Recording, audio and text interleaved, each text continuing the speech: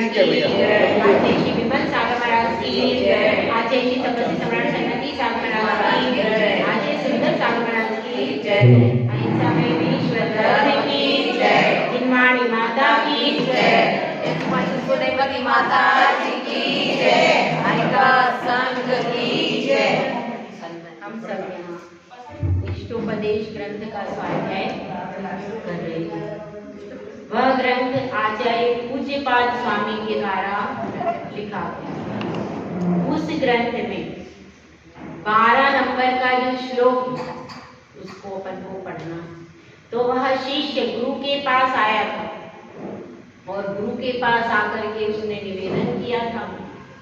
क्या निवेदन किया था कि शत्रु के प्रति यदि मैं विद्वेष करता हूं तो मेरा क्या बिगड़ जाएगा। तो गुरु ने क्या कहा, यदि तुम राग द्वेष करोगे तो अनादि काल से इस संसार में राग द्वेष के कारण ही भटक रहे। तो इसलिए यह जीव मथानी के समान इस पूरे संसार में घूम रहा है। इसलिए तुम्हारी भी स्थिति कैसी बनेगी, मथानी के समान। जैसे कि दही में मथानी रहती है और उस मथानी को कुछ भी मिलता नहीं, मक्खन ऊपर आ जाता है, लोग मक्खन निकाल लेते हैं, मथानी उसी छाछ में पड़ी रहती है। उसी स्थिति किसकी, हमारी सबकी है। हमारे शरीर का पूरा मक्खन निकल जाता है और हमारे पास कुछ भी बचता नहीं। तो इस तरह से हमें विचार करना है। तो गुरुदेव ने जब यह कहा तो उसको बड़ा पश्चाताप हुआ कि मैं भी तो ऐसे बेटे में, फिर बहू में, फिर पोता में, पोती में अपने शरीर का पूरा रस और मक्खन अपने शरीर का जो भी है, जो रस भाग है वो पूरा स्वाहा कर चुका। आप लोगों का स्वाहा हो रहा है कि नहीं हो रहा? हो रहा है। तो इसी तरह से अब अंत में छाछ बची है। कुछ लोगों की तो अभी छाछ ही बची है, लेकिन फिर भी क्या है, फिर भी मथानी छाछ में भी पड़ी है। छाछ से बाहर निकलने के लिए कोशिश नहीं कर रही। भैया ये मथानी कौन है? यह जीव है। और वह कौन है? हम हैं। मथानी की जगह पर अपने आप को रखो और कल्पना करो राग द्वेष की रस्सी से हम झूम रहे हैं, घूम रहे हैं। कहाँ पर? अनंत संसार में। अब क्या होता है, उस शिष्य को थोड़ी सी ग्लानि उत्पन्न होती है, लेकिन अभी पूरा वैराग्य आपको पूरा हो गया क्या भाई? अभी आपको भी अधूरा है, पूरा नहीं। तो वह कहता है कि हे गुरुदेव, इस संसार में ये कष्ट आते हैं, ये कष्ट आते हैं और कष्ट तो दूर भी हो जाते हैं। तो इन कष्टों के बारे में चिंता क्या करना, कष्ट के निवारण का उपाय करना चाहिए।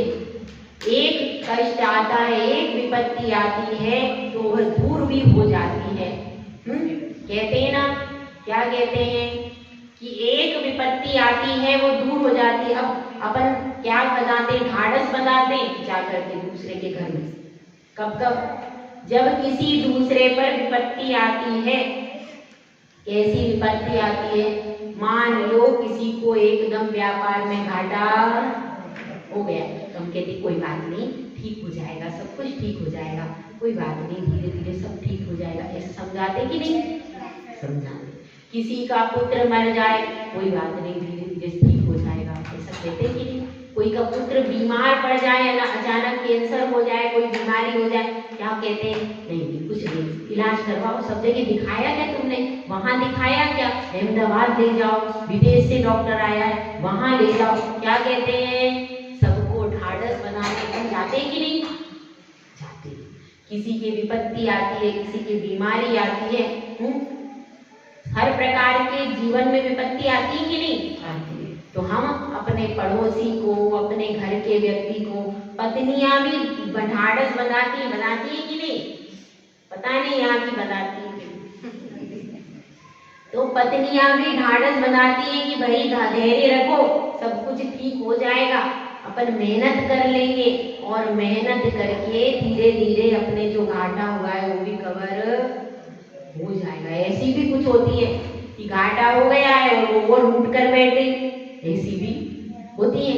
तो यहाँ पर बात यह चल रही है, विपत्ति के समय पर हम धैर्य बताते हैं सामने वाले को।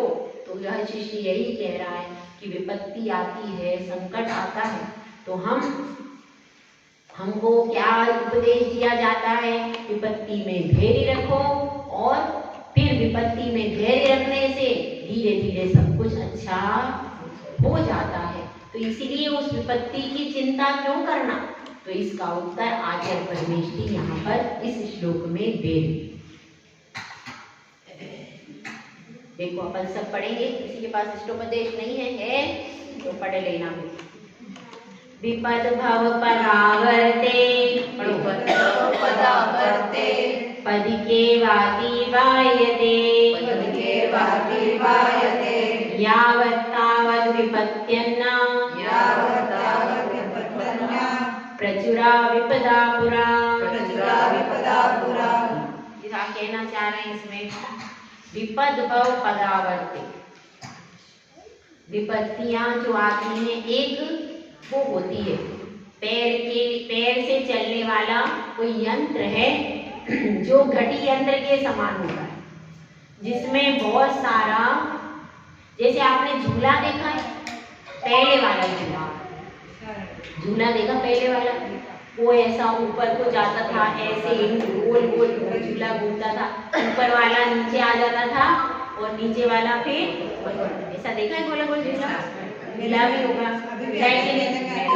मेले में आता है। तो उसमें क्या होता है, इसी तरह से रेहट देखा है आप लोगों ने, रेहट होता है, वहां पर रहता है खेतों में, जिसको गोल गोल घूमता रहता है और इधर से ऊपर से पानी गिरता रहता है, नीचे आता है, ऊपर जाता है, ऐसे। और सिलाई मशीन देखी है सबने, पैर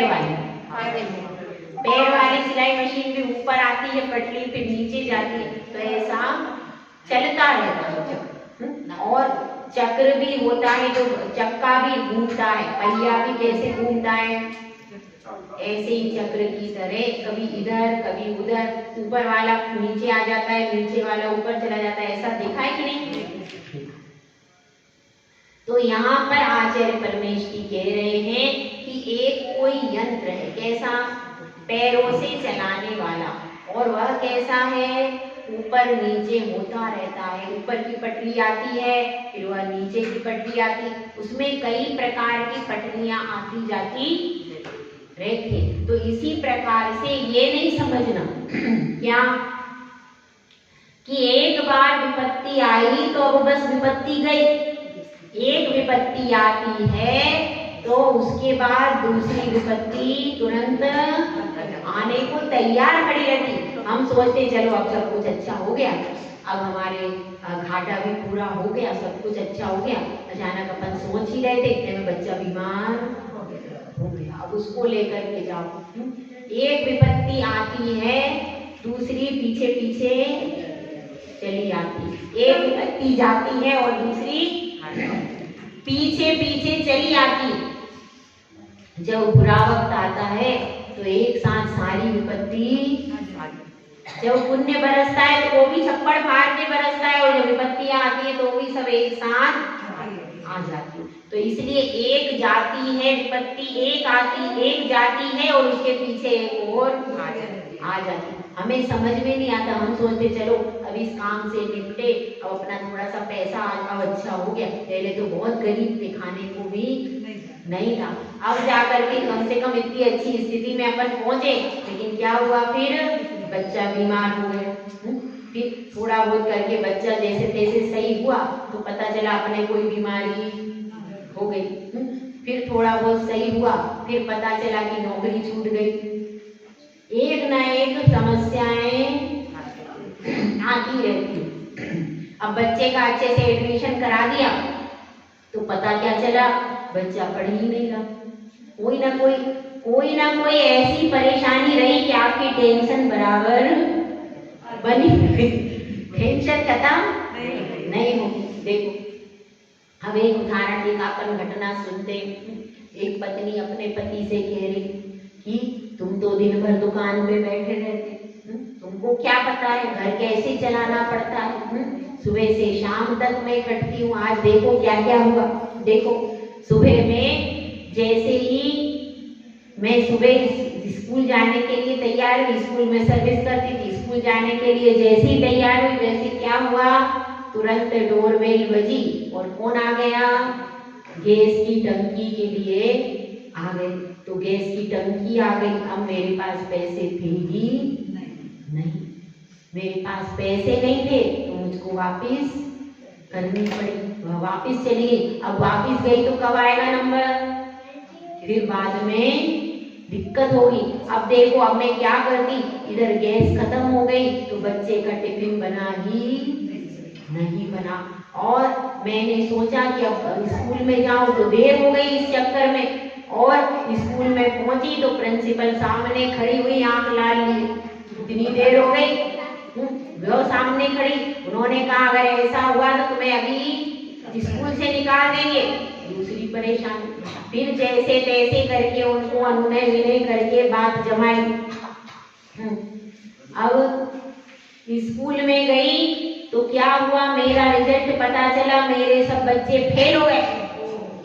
अब क्या करूं, बहुत परेशानी। अब टीचर प्रिंसिपल तो पहले ही नाराज, तो तुरंत बुला लिया, क्या हो रहा है, तो मेरे आप लेट आते हो, आपके बच्चे सब फेल हो गए, क्या रिजल्ट है तुम्हारा, और ज्यादा टेंशन। अब क्या करें, जैसे तैसे संभाल के क्या किया, फिर घर पे आए तो भोजन बनेगा ही नहीं, तो कहीं से स्टोव या गैस का कुछ ना कुछ इंतजाम करके फिर शाम को बड़ी मुश्किल से पानी गर्म हुआ और भोजन हुआ। किसकी कहानी है, किसकी कहानी है ये, तुम लोगों की कहानी ऐसी होती है क्या, रोज होती है। तो ये सब क्या है, ये सब हमारी एक के बाद एक विपत्ति आती रहती है, और हम तो एक से निकलते हैं दूसरे में फंसते हैं, दूसरी से निकलते हैं तीसरी में फंसते हैं, और पूरी जिंदगी विपत्तियों का एक बहुत बड़ा अंबार है। इस संसार वास्तव में क्या है, विपत्तियों का बहुत बड़ा अंबार है। सबसे बड़ी विपत्ति क्या है पता है, विवाह सबसे बड़ी विपत्ति है।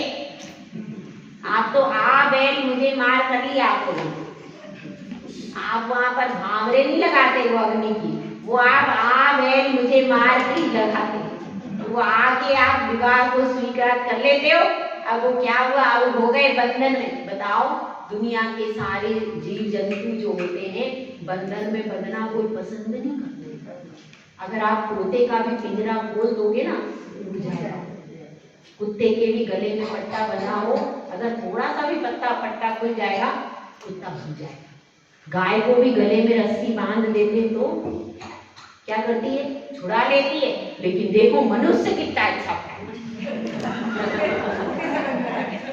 मनुष्य कितना समझदार प्राणी है, उसको बांध देते हैं, गठान बंध गई गठबंधन की और वो घूम रहा है।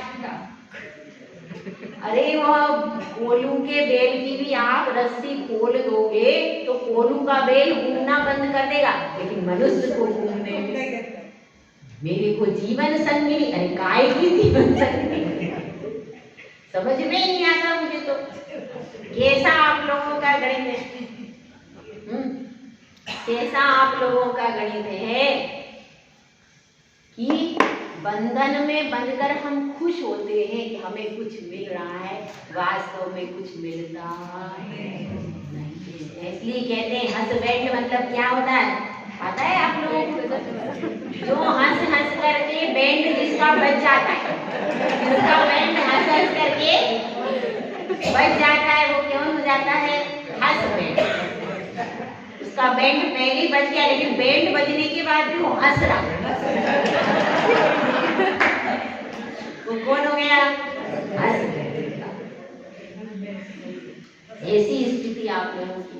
इतनी विपत्तियां, उसमें तो इतनी विपत्तियां हैं, विपत्तियां कभी खत्म नहीं होती। पूरी जिंदगी विपत्तियों को संभालने में लगे रहते हैं, आज ये कर लें कल वो कर लें, आज ये टेंशन कल वो टेंशन, और एंड हो जाता है आप हो गए वो मथानी का मठ, क्या छाछ बन गया शरीर, लेकिन विपत्तियां अभी भी जारी है, क्योंकि संसार का नाम ही है विपत्ति। यहाँ पर विपत्तियां एक के बाद एक चालू ही रहती। इसी बात को यहाँ पर बता रहे कि विपत भव पदावर्ते पदिके वाति पायते। जैसे कि पैरों से चलाने वाली एक मशीन होती है, उसमें क्या होता है, गोल गोल ऐसा घूमते रहते, एक पटली आती है, दूसरी चली जाती है, ऐसे गोल गोल वो एक के बाद एक पटली जैसे आती रहती है, उसी प्रकार से एक के बाद एक विपत्तियां आती रहती है। और इसी प्रकार से जो विपत्तियां हैं वो कितनी है, प्रचुरा, बहुत सारी विपत्तियां हैं और पूरा बहुत सारी विपत्तियां सामने आती ही रहती है। अरुणा जी, कभी आपके जीवन में कोई विपत्ति आई? बहुत सारी आई। कोई गिनती बता दो, कितने साल हो गए शादी किए हैं? कितने साल हो गए शादी किए? 50, 46 साल, 40 साल में कितनी विपत्ति आई? बहुत सारी। तो अपने को समझना है, बहुत बड़ी विपत्ति में अपन फंसे, फिर भी इस विपत्ति में फंस करके भी क्या अपने को करना चाहिए? अपनी आत्मा को भूलना नहीं चाहिए। फंस तो चुके हैं आप, फंसने के बाद भी यदि निकलने की इच्छा हो, किसी को बांध दिया हो, किसी को पिंजरे में कैद कर दिया हो, तो वह निकलने की इच्छा करे तब तो बाहर निकलेगा, नहीं तो भाई ऐसे पोते तो हम नहीं हो गए कि पिंजरा खुला है और तोता उड़ नहीं रहा। ऐसी स्थिति है, तुम्हारे घर में कहीं कोई ताला नहीं है, सब दरवाजे खुले हैं, फिर भी आपकी घर से निकलने के लिए इच्छा, वो तोता तो चलो उसका तो पिंजरा बंद है, इसलिए वह तोता उड़ नहीं पा रहा, उसकी तो ठीक है, लेकिन तुम्हारे तो सारे पिंजरे खुले हैं, तुम्हारे गले में कोई जंजीर नहीं है, फिर भी तुम बाहर निकलने की इच्छा नहीं करते। ये बड़ा आश्चर्य, इससे बढ़ के दूसरा आश्चर्य, मोह की रस्सी में बंद करके हम ये मानते हैं कि हम बहुत अच्छे हो गए, लेकिन वास्तव में ये रस्सी हमारे लिए भव भव में भ्रमण कराने वाली मथानी जैसी है। तो अपन सबको विचार करना, किसको करना विचार? हमको, आप सबको। क्या हमें नहीं करना? हमें भी करना। हम भी देख रहे हैं कि एक ना एक, लेकिन हमारी विपत्तियां कैसी हैं, हम अपने, हमारा सब शेड्यूल फिक्स है, हमें कब कितने समय आत्मा का ध्यान करना है। तो इसलिए आपके तो धर्म ध्यान में भी विपत्ति आती है। वो एक भजन है, कौन सा भजन है? एक हमारी आती अम्मा वहाँ पे भी सुनाती थी, रमीला बहन भी सुनाती। मैंने सोचा था कि मैं मंदिर जाऊंगी, एक बार भोजन एक बार नहीं, वो नहीं। मैंने सोचा था कि मैं दीक्षा लूंगी, दीक्षा लेकर धर्म करूंगी, सोचते सोचते बच्चे हो गए 4, इतने में आते हैं संकट हजार। एक बार भोजन